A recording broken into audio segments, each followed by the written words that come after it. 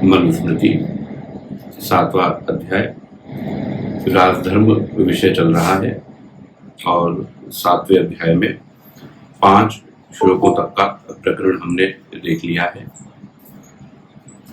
महर्षि मनु ने राजा किस प्रकार का हो, किन किन गुणों वाला राजा हो, 8 विशिष्ट गुणों से युक्त राजा होना चाहिए, ऐसा मनु ने प्रतिपादित किया।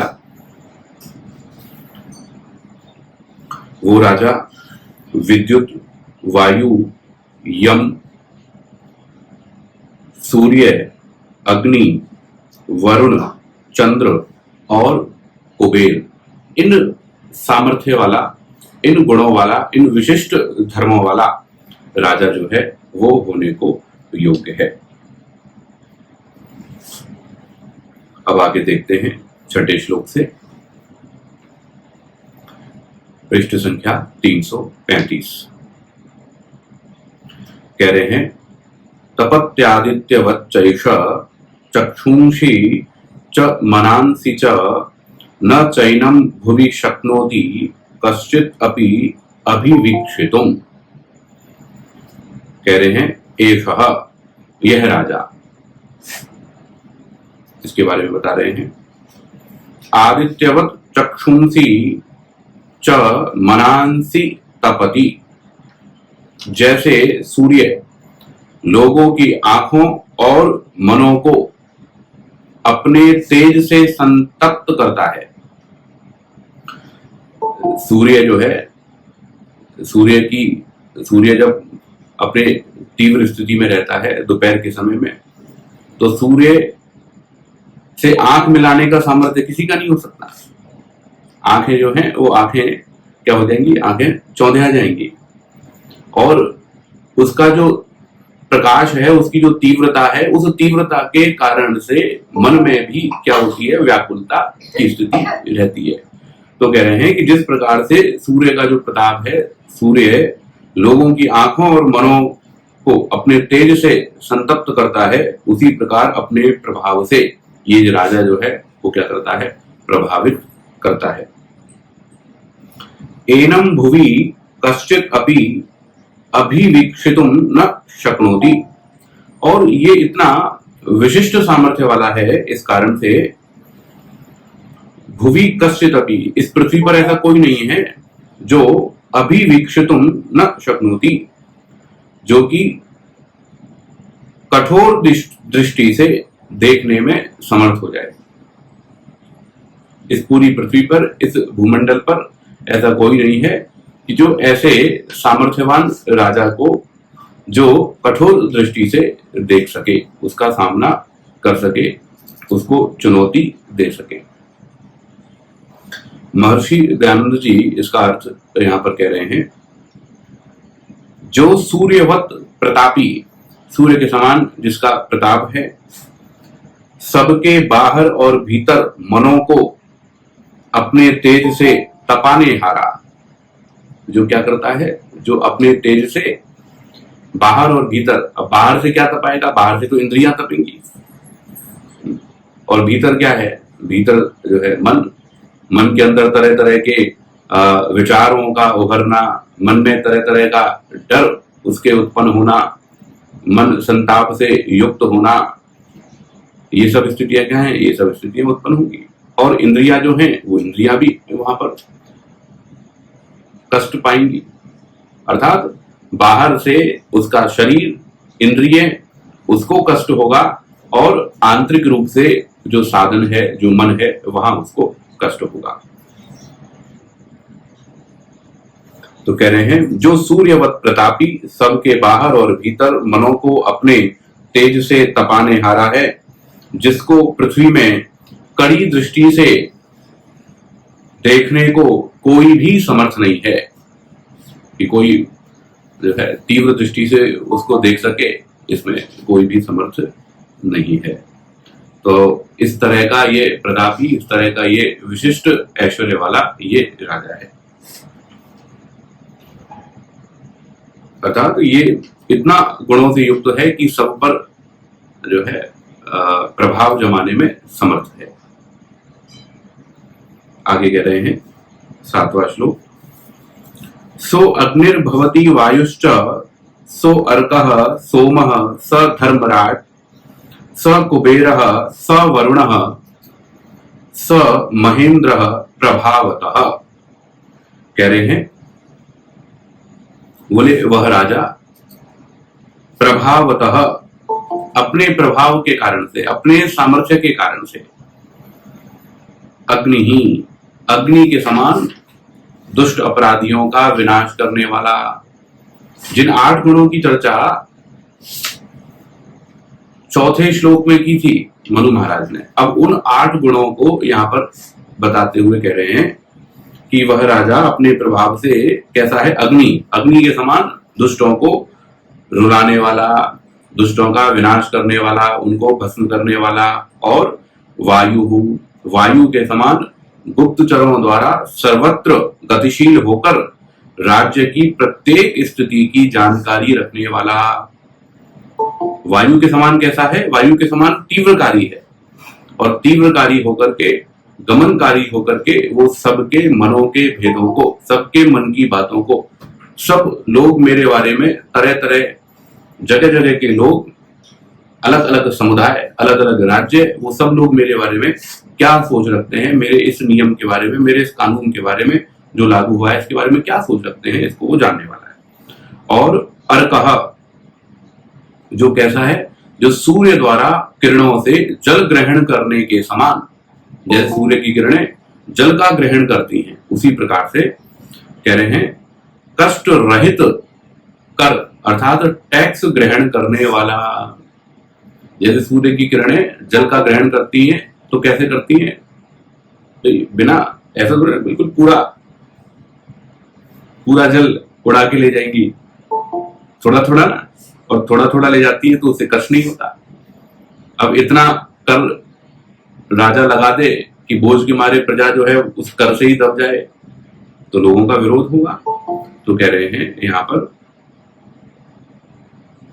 कि सूर्य के समान जल ग्रहण करने वाला ना, थोड़ा थोड़ा सा जो टैक्स है वो नियम विधि के अनुसार टैक्स जो है वो लेने वाला हो, अथवा प्रजा के अज्ञान अविद्या का नाश करने वाला। और कह रहे हैं सोमः, वो कैसा, चंद्रमा के समान शीतलता को देने वाला। धर्मराट, न्याय की व्यवस्था का पालन करने वाला, न्याय को करने वाला। कुबेरः, ऐश्वर्यप्रद, परमेश्वर के समान समभाव से प्रजा का पालन पोषण करने वाला, सभी प्रजाओं का पालन पोषण जो है वो करता है, क्योंकि धनाध्यक्ष के समान है, कुबेर के समान है, तो ऐश्वर्य की वृद्धि करके सबका पालन पोषण करने वाला है। और वरुण है, बांधने वाला है, बंधक बनाने वाला है। ऐसा सह, वही क्या है, वही महेंद्र, वही महेंद्र होने के योग्य है, वही महेंद्र होता है।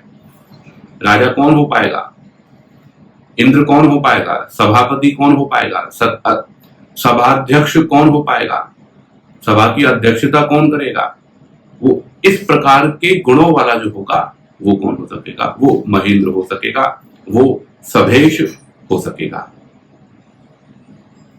महर्षि दयानंद जी इसमें अर्थ कर रहे हैं, जो अपने से अग्नि, वायु, सूर्य, सोम, धर्म, प्रकाशक, धनवर्धक, दुष्टों का बंधन करता, बड़े ऐश्वर्य वाला हो, वही सभाध्यक्ष, सभेश होने के योग्य हो गए। तो जो इन इन विशिष्ट गुणों वाला है वही क्या है, वही सभाध्यक्ष हो सकता है, उसी को ही सभाध्यक्ष होना योग्य है। ऐसा अब आगे कह रहे हैं, अब यहां ये 8वें श्लोक से लेकर के 12वें श्लोकों को हम एक बार देखते हैं क्या कह रहे हैं। देखिए 8वां श्लोक कह रहे हैं, बालोपि न अवमंतव्यो मनुष्य इति भूमिपः महती देवता ह्येषा नर रूपेण तिष्ठति। कह रहे भूमिपः बालः अपि, बोले भूमिपः, भूमिपः अर्थात राजा। तो राजा जो है वो राजा बालः अपि, बालक हो तो भी मनुष्य इति न अवमंतव्यः, उसे मनुष्य समझ करके, उसे मनुष्य मान करके, अरे ये तो मनुष्य है, ये तो हमारे ही जैसा है, इसमें क्या है, इसमें क्या विशिष्टता है, भाई राजा भी है लेकिन है तो वो मनुष्य ही ना, तो उसको भी मनुष्य के ही समान मान करके, तो कह रहे मनुष्य इति, मनुष्य है ऐसा मान करके, बोले ना अवमंतव्य, उसकी अवमानना नहीं करनी चाहिए, उसका अपमान नहीं करना चाहिए। क्यों? क्योंकि नर रूपेण एषा महती देवता तिष्ठति, क्योंकि नर रूप में, मनुष्य के रूप में, मनुष्य के रूप में एषा महती देवता तिष्ठति, यह एक क्या है, महान देव है। भाई माता हैं, पिता हैं, गुरु आचार्य, ये सब देव हैं, उसी प्रकार से जो राजा है वो राजा भी क्या है, वो भी देव है, वो भी दिव्य गुणों वाला है, विशिष्ट गुणों वाला है। जैसा कि हमने अभी देखा था पिछले श्लोक में, वो 8 विशिष्ट गुणों वाला राजा होना चाहिए। तो ऐसा विशिष्ट गुणों वाला जो कोई होगा तो उसके लिए यहाँ पर कह रहे हैं, और वो जो है राजा वो विशिष्ट दैवीय शक्ति से युक्त है, इसलिए वो बालक है तो भी उसका अपमान नहीं होना चाहिए। आगे कह रहे हैं 9वें श्लोक में, एकमेव दहत्यग्निर्नरम दुरूप सर्पिणम, ये ना, ये सर्पी है ये शब्द, सर्पिणम, तो इसको संशोधित कर लीजिए। नीचे आप देखेंगे पदार्थ में, तो दूसरा जो पद है दुरूप, तो ये उपसर्पिणम है ये पद, तो दुरूप सर्पिणम, सर्पिणम, इस तरह से इसको कर लीजिए। एकमेव दहत्यग्निर्नरम दुरुपसर्पिणम कुलम दहति राजाग्निः स पशु द्रव्य संचयम।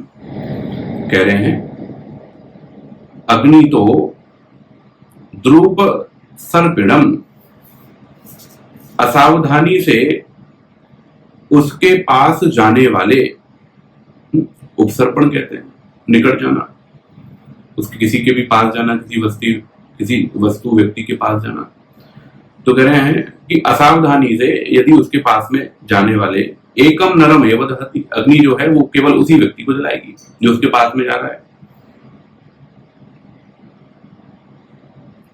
और कह रहे हैं राजाग्नि स पशु द्रव्य संचयम कुलम दहति, लेकिन जो राजा की अग्नि है, वो राजा की अग्नि कैसी है, बोले ये तो क्या है, जब राजा यदि क्रोध में हो जाए, क्रोधाग्नि उसको हो, तो कह रहे हैं स पशु द्रव्य संचयम कुलम दहति, फिर तो ऐसे में पशुओं के साथ उसका जो द्रव्य है, उसका जो संचित है, उसका जो कुल है, उस सबको ही क्या है, जला देती है। तो राजा की जो अग्नि है, वो राजा की अग्नि क्या करेगी, राजा की अग्नि सबको जला देगी, इसलिए राजा का अपमान नहीं करना चाहिए। तो इनका ये कहना है कि भाई जो राजा है, उस राजा को यदि वहां पर परेशान किया जा रहा है या राजा का अपमान किया जा रहा है, तो ऐसी परिस्थिति में कह रहे हैं कि उसकी जो क्रोधाग्नि है, वैसी अग्नि तो उस एक व्यक्ति को जलाएगी, लेकिन राजा की अग्नि जो है, राजा को छेड़छाड़ की, तो उसकी अग्नि जो है वो सारे कुल को, परिवार को, सारे कुटुंब को और सारे द्रव्य को, सारे सुख और सारी संपत्ति सबको क्या कर लेगी, छीन लेगी। तो राजा से कोई वैर करे तो क्या होगा, बुलडोजर चलेगा नहीं चढ़ेगा उसके ऊपर, बम गिरेंगे उसके घर पे नहीं गिरेंगे, और बम गिरेंगे तो क्या होगा, वो तो जाएगा ही जाएगा, उसके जो और है सब, सारी संपत्ति है, सब सारा सुख चैन, इतने वर्षों से बनाया हुआ जो मकान है हो जाएगा, और भी जो कुछ रहने वाले हैं और उनको कुछ चोट पहुंच सकती है, उनको कारावास मिल सकता है, उसके सहयोगियों को कारावास मिल सकता है। तो कह रहे हैं कि तो इसलिए राजा से वैर नहीं लेना चाहिए, इसलिए जो नेतृत्व करने वाला है उससे व्यक्ति को सावधान होकर के चलना चाहिए। 10वां श्लोक कह रहे हैं कार्यम सो अवेक्ष्य शक्तिं च देश कालौ च तत्त्वतः कुरुते धर्म सिद्ध्यर्थम विश्व रूपम पुनः पुनः। कह रहे हैं सह वह राजा कार्यम शक्तिम च देश कालौ, कार्य को, शक्ति को और देश और काल को, इस सब का तत्वतः अवेक्ष्य, इस सब का अच्छी प्रकार से विचार करके क्या करे, धर्म सिद्ध्यर्थम, धर्म की सिद्धि के लिए, धर्म क्या है, कानून का पालन करना, कानून की रक्षा और पालन कराने के लिए पुनः पुनः विश्व रूपम कुरुते, वो क्या करता है, बार बार अनेक प्रकार के रूपों को धारण करता है। क्या कहना चाह रहे हैं, ये कहना चाह रहे हैं कि भाई राजा जो है, उस राजा को क्या करना चाहिए, राजा को देश काल परिस्थिति, शक्ति, सामर्थ्य और कार्य, इन सब का विचार करके धर्म के पालन के लिए उसको अनेक प्रकार की जो स्थिति है उसको अपनाना चाहिए। भाई सामने वाला किस प्रकार की शक्ति से युक्त है, मान लीजिए स्वयं के पास में सामर्थ्य कम है, उतना बल अभी नहीं है, तो नहीं है तो फिर वो दब करके रहेगा, थोड़ा सा क्षमा कर देगा। और विशेष प्रभावशाली है, अब उसने अपना बल बढ़ा लिया तो फिर युद्ध करके उसको दंडित करेगा। क्या देश है, समय क्या चल रहा है, तो इन सारी बातों पर विचार करके ही क्या करे, वो धर्म की सिद्धि के लिए, कानून के उपायों के पालन कराने के लिए वो क्या करे, अनेक रूपों को धारण करे। तो जो रूप इन्होंने कहे 7वें श्लोक में जो बात आई है, अनेक प्रकार का है, वो वही कुबेर भी है, सोम भी है, अर्क भी है, वायु, अग्नि इत्यादि सब रूपों वाला है। तो इस प्रकार से इसको देखेंगे। आगे रहे 11वें श्लोक में, यस्य प्रसादे पत्या श्रीर्विजयश्च पराक्रमे मृत्युश्च वसति क्रोधे सर्वतेजो मयो ही सह। कह रहे हैं यस्य प्रसादे, भाई जिसके प्रसन्न हो जाने पर पद्मा, मतलब महान लक्ष्मी प्राप्त हो जाती है। भाई अगर किसी व्यक्ति से राजा यदि प्रसन्न हो जाए तो उसके घर में तो संपदा ही संपदा, लक्ष्मी लक्ष्मी, ठीक है। तो यस्य प्रसादे पद्मा, विशिष्ट जो है लक्ष्मी, श्री, ऐश्वर्य इत्यादि जो है उसको प्राप्त हो जाएगा। और पराक्रमे विजय, और यदि कोई शत्रु है इस प्रकार से है तो पराक्रम करना पड़ेगा, तो पराक्रम करेगा राजा तो फिर विजय उसकी निश्चित है। और क्रोधे मृत्यु वसति, यस्य क्रोधे मृत्यु वसति, जिसके क्रोध में क्या है, मृत्यु है। मतलब उसने क्रोध कर दिया तो मानो फिर तो प्रलय आ गई, साक्षात काल का अवतार मान लो, यमराज साक्षात यम आ गए हो। और पराक्रम दिखाने लग जाए तो फिर पराजय नहीं हो सकती, फिर वहां पर विजय ही होगी। तो कह रहे हैं सह सर्व तेजोमय ही, तो वह राजा सर्व प्रकार से तेज से युक्त होता है। तो इस प्रकार से जो राजा है, जो प्रसन्न हो जाए तो लक्ष्मी बरसाने लग जाए, धन का दान देने लग जाए, और पराक्रम अपनावे तो फिर विजय प्राप्त हो जाए, और क्रोध में आ जाए तो मृत्यु के समान हो, ऐसा जो राजा है वो सब प्रकार के तेज से युक्त होता है। 12वां श्लोक कह रहे हैं तम यस्तु द्वेष्टि सम्मोहात् स विनश्यति असंशयम् तस्य ह्याशु विनाशाय राजा प्रकृते मनः। कह रहे हैं तम, उस राजा से, यह तू सम्मोहात् द्वेष्टि, जो कोई भी सम्मोहात्, मूढ़तावश, मोहवश, अज्ञानतावश क्या करता है, द्वेष्टि, द्वेष करता है। भाई कोई व्यक्ति है ऐसा मूढ़ है जो क्या कर रहा है, राजा से ही द्वेष करता है, तो उसको कहा जाता है ना, अरे भाई तुम किससे द्वेष कर रहे हो, भाई तुम किससे पंगा ले रहे हो, तुम किससे भिड़ रहे हो, भाई रहने दो, वो कौन है, वो राजा है। तो कह रहे हैं भाई जिस राजा से जो भी कोई मूढ़तावश द्वेष करता है, ऐसा नहीं है कि जो द्वेष करने वाला वो सही है, उस अर्थ में नहीं है, यहाँ पर द्वेष करने वाला गलत है, राजा सही है, उस अंश में देखना है। यहाँ पर उसकी मना नहीं की जा रही कि यदि राजा कोई गलत कर्म कर रहा है और ऐसे में फिर प्रजा जो है, प्रजा आवाज नहीं उठा सकती है, ऐसी बात नहीं है। बात यह है कि राजा ठीक है, और ठीक होते हुए उसके प्रति जो द्वेष किया जा रहा है, उसके प्रति गलत किया जा रहा है, उसके लिए यहां पर कह रहे हैं। तो ऐसे विशिष्ट राजा से, जो विशिष्ट गुणों से युक्त है, ऐसे उस राजा से कोई अपनी अज्ञानतावश वहां पर द्वेष करता है, तो कह रहे हैं सह, वह जो व्यक्ति है, द्वेष करने वाला जो व्यक्ति है, वो असंशयम विनश्यति, वो निश्चित रूप से विनाश को प्राप्त करता है। उसमें संशय नहीं करना चाहिए कि बच जाएगा, वो निसंदेह विनाश को प्राप्त होगा।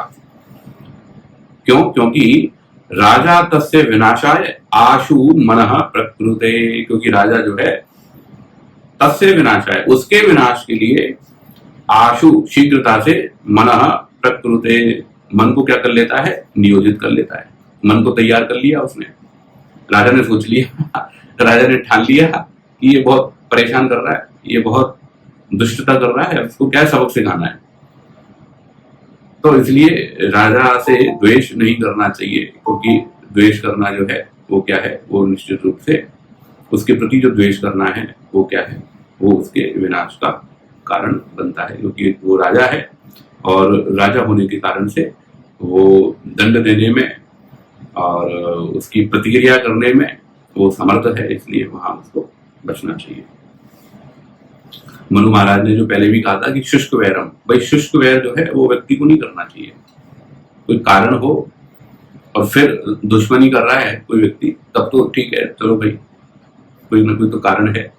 अब बिना कारण के ही वैर पाल रहा है, बिना कारण के ही किसी से द्वेष कर रहा है कोई व्यक्ति, किसी की हानि की भावना कर रहा है, किसी की हानि के लिए प्रयास कर रहा है, तो ये तो सब क्या है, ये तो सब गलत है। तो उसके लिए कह रहे हैं। तो ये 8 से लेकर के 12 तक के जो श्लोक हैं, यहाँ भाष्यकार ने इन्हें प्रक्षिप्त की श्रेणी के अंतर्गत रखा है। प्रक्षिप्त का मतलब है भाष्यकार का कि ये प्रक्षेप किए गए हैं इन श्लोकों का, अर्थात ये मनु महाराज के द्वारा कहे हुए ये वचन नहीं है, इनको बाद में जोड़ा गया है, ऐसा भाष्यकार का मानना है।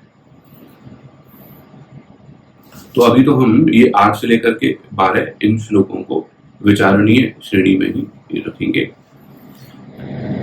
13वें श्लोक में देखते हैं, कह रहे हैं तस्मात् धर्मम यमिष्टेषु स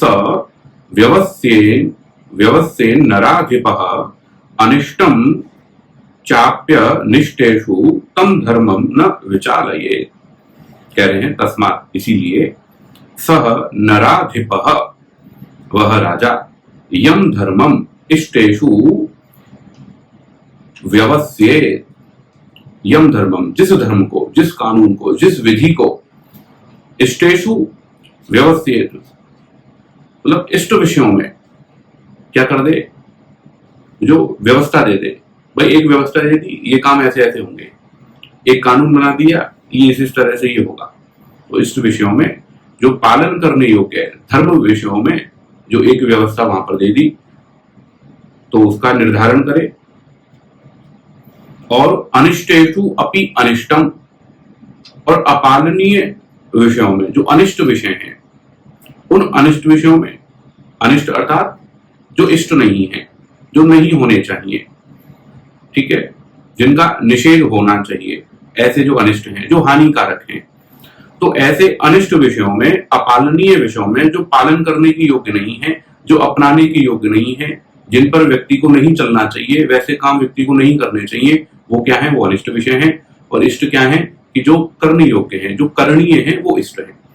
तो कह रहे हैं इष्टेषु व्यवस्येत्, तो जिस धर्म को राजा, जिस धर्म को इष्ट विषयों में क्या कर दे, उसको निर्धारित कर दे, और अनिष्ट विषयों में जिसको क्या कर दे, निषेध कर दे कि भाई ये तो काम है जो करने के हैं और ये काम नहीं कर सकते।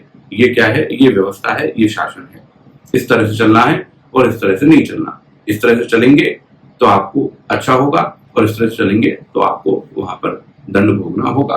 तो अनिष्टेषु अपि अनिष्टम, ऐसा यदि है, और कह रहे हैं तम धर्मम न विचालयेत्, तो फिर कह रहे हैं भाई उस धर्म को जो निर्धारित हो गया, भाई ये करना है और ये नहीं करना। अब निर्धारित होने के बाद में फिर प्रजा का ये कर्तव्य है कि वो तम धर्मम, उस धर्म को न विचालयेत्, फिर उसको ओवरटेक नहीं करे, फिर उसको उल्लंघन नहीं करे। फिर उसको तोड़े नहीं, उस नियम को तोड़े नहीं। और अगर उस नियम को तोड़ता है तो फिर ठीक है, फिर दंड व्यवस्था है, ठीक है। ये जो नहीं करने योग्य काम है, यदि वो किया जाएगा और उसको निषेध की स्थिति में विधान में ना दिया जाए, भाई हमारा जो देश है या कोई भी देश है वो किससे चलता है? वो संविधान से चलेगा ना, उस विधान से चलेगा। एक विधान बना हुआ है, भाई कानून बने हुए हैं, विधान मतलब कानून, वो कानून बना हुआ है, तो उस कानून के हिसाब से देश चलता है। कोई भी देश उन कानूनों के अंतर्गत निहित होकर के उनको चलना पड़ता है उस प्रजा को, और वो कानून के अंतर्गत चलते हैं तो उसमें उनका लाभ है, और नहीं चलते हैं तो वहां फिर उनमें उनको फिर दंड की व्यवस्था उनके ऊपर लागू होती है। तो अब आगे फिर वो विषय प्रारंभ कर रहे हैं यहाँ पर दंड का, क्योंकि धर्म तो निर्धारित कर दिया, भाई करणीय विषय, कर्तव्य विषय क्या है, दो करणीय क्या है और अकरणीय क्या है, कर्तव्य क्या है और अकर्तव्य क्या है, उसका विधान कर दिया। अब विधान करने के बाद में कोई नहीं चल रहा है तो वो क्या है, वो दंड का भागी है। तो उस विषय को लेकर के 14वें श्लोक में कह रहे हैं, तस्यार्थे सर्वभूतानां गोप्तारं धर्ममात्मजं ब्रह्म तेजोमयं दंडम असृजत पूर्वम ईश्वरः। कह रहे हैं तस्य अर्थे, भाई उस राजा के लिए, पूर्वम ईश्वरः, सृष्टि के प्रारंभ से ही परमपिता परमेश्वर ने सर्वभूतानां गोप्तारम, सब भूतों के, सब प्राणियों के, भोक्तारम, सब प्राणियों की सुरक्षा करने वाले, और ब्रह्म तेजोमयम, जो ब्रह्म तेज से जो युक्त है, अर्थात शिक्षाप्रद और अपराध नाशक गुण वाले। जब दंड मिलता है तो व्यक्ति को शिक्षा मिल जाती है ना, नहीं, अब आगे नहीं करूंगा, और आगे नहीं करूंगा, ये जो विचार उसके मन में आता है, ये क्या है, ये उसके अपराध को नष्ट करता है।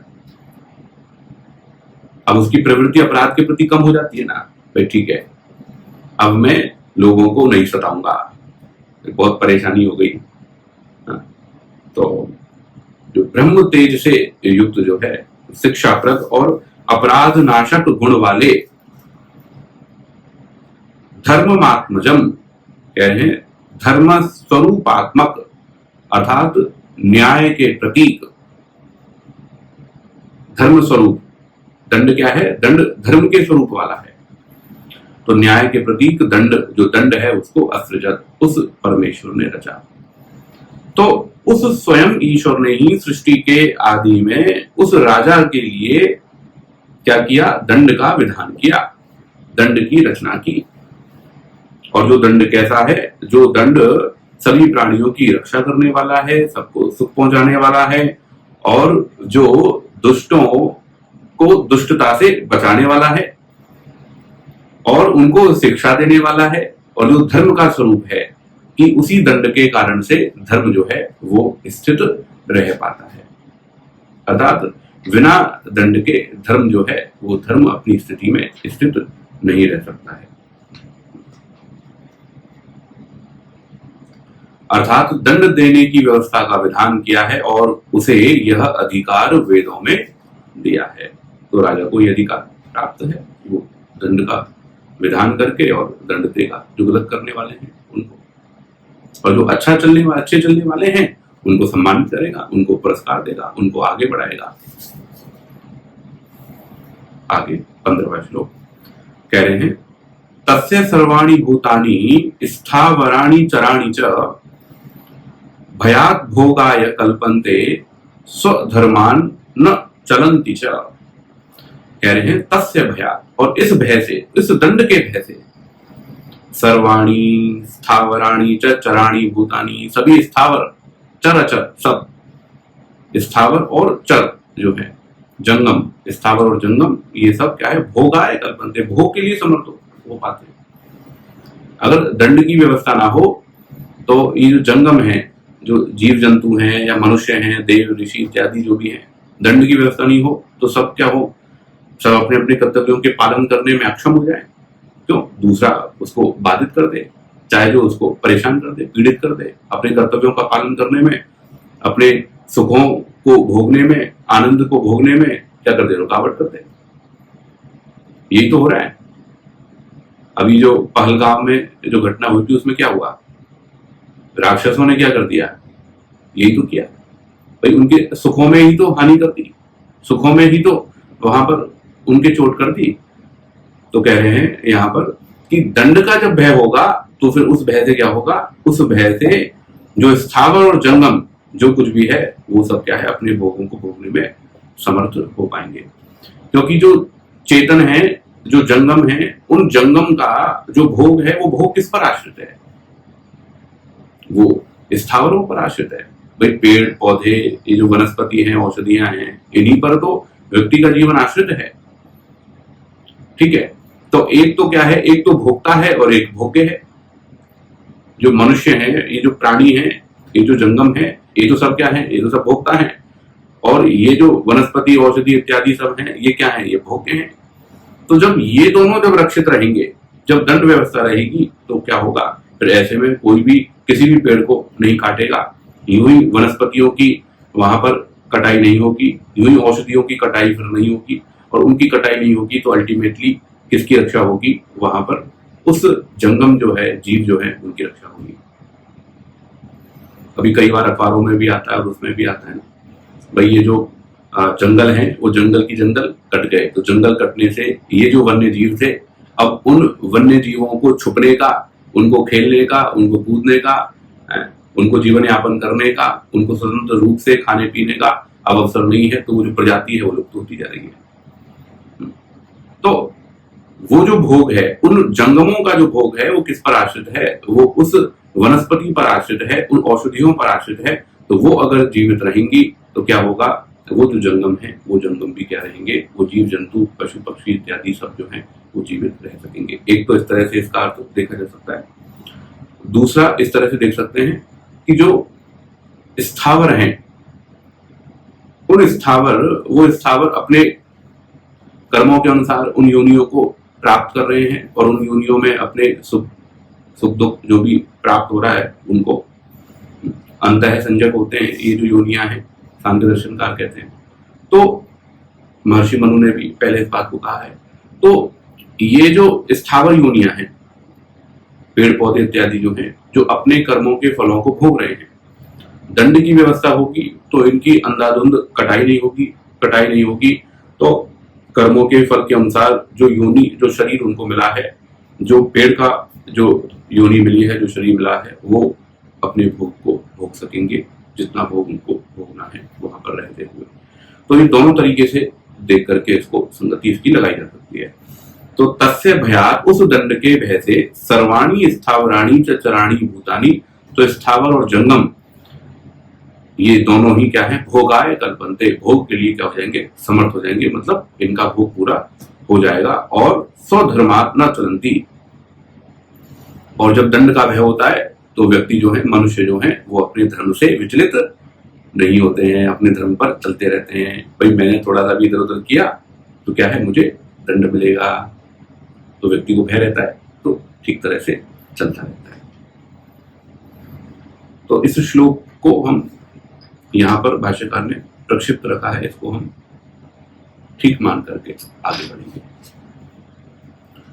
16वां श्लोक कह रहे हैं, तम देश कालो शक्तिम च विद्यां च अवेक्ष्य तत्वतः यथार्हतः संप्रणयेन नरेषु अन्याय वर्तिषु।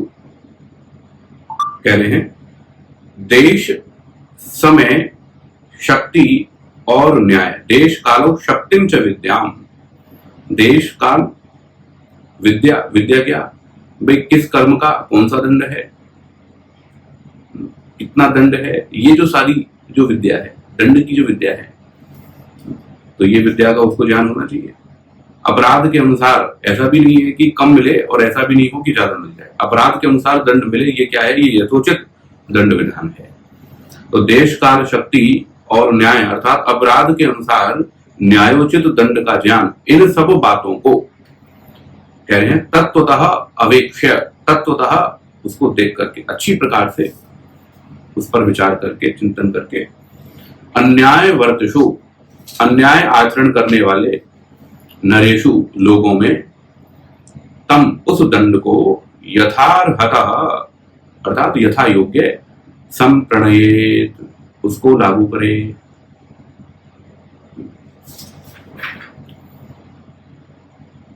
तो जो अन्याय करने वाले हैं, जो गलत करने वाले हैं, जो प्रजा को पीड़ित करने वाले हैं, जो शोषण करने वाले हैं, जो अत्याचार करने वाले हैं, जो दुष्ट प्रकृति वाले जो लोग हैं, दुष्ट प्रवृत्तियों में जो लगे हुए हैं, ऐसे जो लोग हैं, अन्यायकारी हैं, उनको राजा जो है उनके देश, काल, शक्ति, विद्या इत्यादि पर सब प्रकार से अच्छी प्रकार से विचार करके और फिर उसको क्या करे, यथा योग्य रूप से, मतलब ज्यादा भी नहीं होना चाहिए और कम भी नहीं होना चाहिए, तो यथा योग्य होकर के और फिर उसको दंड जो है उसको प्रयुक्त करे। तो इस प्रकार से हम देखेंगे कि यहाँ पर दंड को जो है वो दंड को प्रधान रूप से बताने का प्रयास किया जा रहा है। और समाज में भी हम देख सकते हैं कि जब दंड ठीक प्रकार से प्रयोग में लाया जाता है तो क्या होता है, सब नियम से चलते हैं। जब भय रहता है, आप विद्यालय में देख लीजिए, जब अध्यापकों का भय रहता है तो बच्चा क्या है, ठीक प्रकार से चलता रहता है। परिवार में देख लीजिए, माता पिता का भय रहता है तो बच्चा ठीक प्रकार से चलता रहता है। भय खत्म तो उच्छृंखलता शुरू हो जाती है बच्चे की। अध्यापक कक्षा से बाहर गए और बच्चे जो हैं चीखना चिल्लाना शुरू कर देते हैं। तो अध्यापक के होते हुए बच्चे जो हैं बड़े नियम से रहते हैं, बड़े अनुशासन से रहते हैं। क्यों? क्योंकि दंड वहां पर पता है, ये देख रहे हैं। नहीं, यहाँ पर कुछ ऐसी एक्टिविटी नहीं कर सकते। देखो, कैमरा लगा हुआ है, सीसीटीवी लगा हुआ है, तो जो अब पता है उसको कि भाई मैं देखा जा रहा हूं, मैं पकड़ा जाऊंगा। तो ऐसे ही किसी की वस्तु को जो मैं उठा करके नहीं ले जा सकता, यूं किसी के साथ में मैं जो है गलत व्यवहार नहीं कर सकता, मैं पकड़ा जाऊंगा। तो पकड़ा जाऊंगा तो फिर मुझे दंड मिलेगा। तो इस कारण से व्यक्ति जो है वो नियंत्रित रहता है। तो दंड जो है, दंड व्यक्ति को नियंत्रित करने में, दंड व्यक्ति को शिक्षा देने में और अपराधों को रोकने में बहुत बड़ा अस्त्र है। और जब दंड ठीक प्रकार से प्रयोग होता है तब ही शासन व्यवस्था ठीक प्रकार से चल पाती है। अब और इसमें आगे दंड की महिमा स्वयं महर्षि मनु और जो श्लोक बहुत प्रचलित हैं दंड को लेकर के, उन श्लोकों को और हम आगे देखेंगे। आज का विषय इतना ही। प्रणव।